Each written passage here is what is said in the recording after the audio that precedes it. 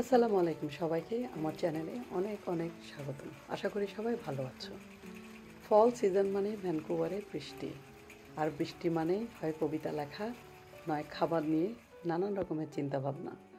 মন তো চাচ্ছে গরম গরম খিচুড়ি, গরুর মাংস দিয়ে বেগুন ভাজা খেতে, কিন্তু মন চাইলেই কি সব কিছু পাওয়া যায়? এই খাবারের স্বপ্ন দেখছি, কিন্তু ফ্রিজের মধ্যে কি আছে আমি জানি না। তো আজকে তোমাদের সাথে আমার বৃষ্টির দিনের রান্না নিয়ে শেয়ারিং। আশা করি তোমাদের ভালো লাগবে। যারা আমার চ্যানেলে নতুন, প্লিজ সাবস্ক্রাইব করে শেয়ার করতে ভুলো না, আর বেল নোটিফিকেশনটা অন করে দিও। চলো তাহলে দেখি কি রান্না হচ্ছে।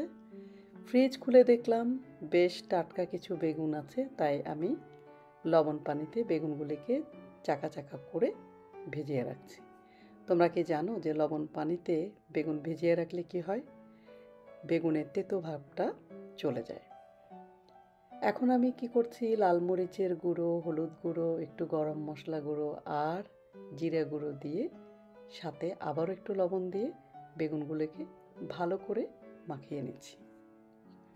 বেগুন যত মাখানো যাবে, মশলাগুলি যত বেগুনের মধ্যে ঢুকবে, ততই কিন্তু বেগুন ভাজা খেতে স্বাদ হবে। অনেক সময় বেগুন ভাজা যদি অনেক মজা হয়, তখন কিন্তু অন্য তরকারি লাগে না। আর বৃষ্টির দিনে গরম গরম বেগুন ভাজা অসাধারণ। তো আমি মশলাগুলিকে আস্তে আস্তে বেগুনের মধ্যে মাখিয়ে নিচ্ছি, আর কিছুক্ষণ আমি ম্যারিনেট করে রাখবো বেগুনগুলিকে।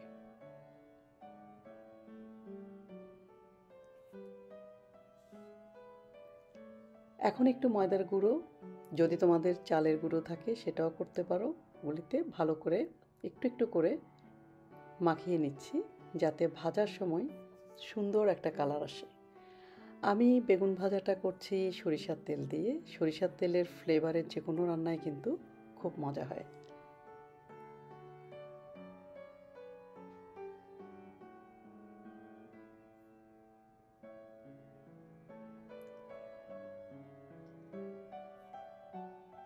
বেগুনের এক পাশটা ভাজা হয়ে আসলে আরেক পাশটা উল্টে দিতে হবে। আর টেম্পারেচার অনেক হাই করা যাবে না, অনেক বেশি হলে কিন্তু পুড়ে যাবে। তো দেখো, আমি বেগুন ভাজাটা করে ফেললাম খুব সহজেই, আর গার্নিশ করেছি ধনেপাতা কুচি আর একটু কাঁচা পেঁয়াজ দিয়ে। এবার সিদ্ধ ডিমে দো পেঁয়াজি তো খেতে পারলাম না, তাই তাড়াহুড়ার মধ্যে আমি যেটা করছি সেটা হচ্ছে পেঁয়াজ কুচি, কাঁচামরিচ কুচি, একটু ধনেপাতা কুচি দিয়ে ডিমটাকে ভালো করে ফেটে নিচ্ছি।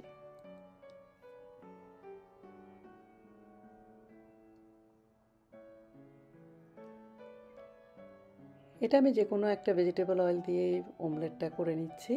আর আমার ফ্রিজে কিন্তু আগে থেকে কিছু লেফট ওভার ডাল ছিল, তাই নতুন করে ডাল রান্না করতে হচ্ছে না। মাঝে মাঝে অলস দুপুরে এরকম কিছু খাবার ঝটপট করে ফেললে কিন্তু খুবই রুচি নিয়ে খাওয়া হয়।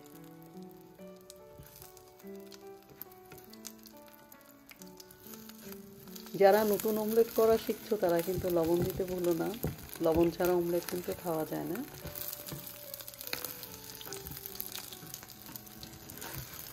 এক পাশটা হয়ে গেল, আমি উল্টে দিচ্ছি।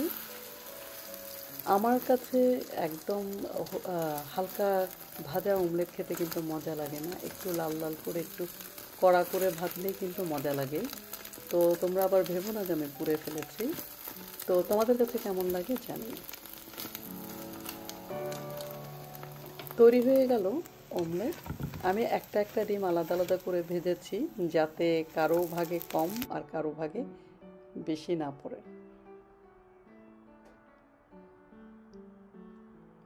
তো এটা ছিল আমার বৃষ্টির দিনের মজাদার একটা লাঞ্চ। বৃষ্টির পড়ার শব্দ আর সাথে এই অসাধারণ খাবারটা আমার কাছে মনে হচ্ছিল একটা অমৃতের মতো। আমি খুব আয়েশ করে খেলাম। ভ্যানকুভারে প্রায় বৃষ্টি হয়, তো তোমাদের যদি কোনো আইডিয়া থাকে, অন্য রকমের কোনো আইডিয়া থাকে, প্লিজ আমাকে কমেন্ট বক্সে জানাতে ভুলো না। যাই হোক, আমার গরুর গোশ আর যে সিদ্ধ ডিমের রান্নাটা হয়তো আর কোনো একদিন মজা করে খাওয়া হবে, কিন্তু আজকে এটা নিয়েই আমি অনেক খুশি। তো আশা করি আমার এই ছোট্ট ভিডিওটা তোমাদের ভালো লেগেছে, আর ভালো লাগলে প্লিজ লাইক আর শেয়ার করতে ভুলো না। আমি কিন্তু গরম ভাতের সাথে ডাল আর বেগুন ভাজা ডিম ভাজি মাখিয়ে খুব আয়েশ করে মজা করে খেলাম। আমার মতো যারা অল্পে খুশি তাদের নিশ্চয়ই আমার এই খাবারটা পছন্দ হয়েছে।